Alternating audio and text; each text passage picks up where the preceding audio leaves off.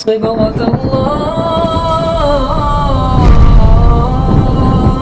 ومن أحسن من الله صبغة ونحن له عابدون۔ بسم اللہ الرحمن الرحیم۔ چونکہ رمضان المبارک کی آمد ہے اور تقریباً اب 1.5 ماہ باقی ہے رمضان میں، تو ہوتا یہ ہے کہ جب رمضان بہت قریب آ جاتا ہے، ہفتہ باقی رہ جاتا ہے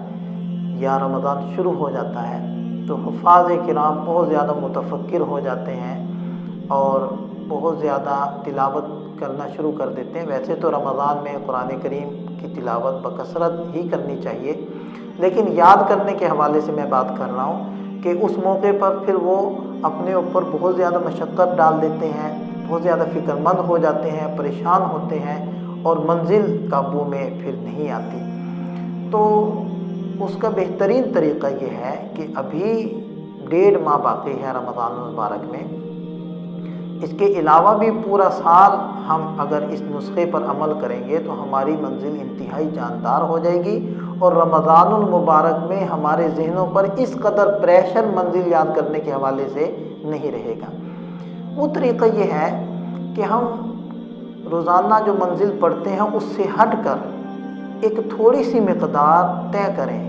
چاہے وہ 1 پاؤ ہو، چاہے وہ آدھا پاؤ ہو، 2 رکوع ہوں، 3 رکوع ہوں، کتنی بھی مقدار آپ آسانی سے تیار کر سکتے ہیں وہ آپ طے کر لیں،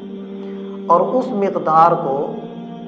ایک مرتبہ بیٹھ کر اچھے سے آپ دہرا لیں اور یاد کر لیں۔ اس کے بعد آپ نے کرنا یہ ہے کہ جب بھی آپ نے چاہے فرض نماز میں امام کے پیچھے تو تلاوت کرنی نہیں ہے، اگر آپ سنن پڑھ رہے ہیں، نوافل پڑھ رہے ہیں، تو ان سنن اور نوافل میں وہ جو مقدار ہے 1 پاؤ یا آدھا پارہ جتنی بھی ہے، اس کو نوافل میں پڑھیں، سنن میں پڑھیں۔ اسی طرح چلتے پھرتے آپ اس مقدار کو پڑھتے رہیں،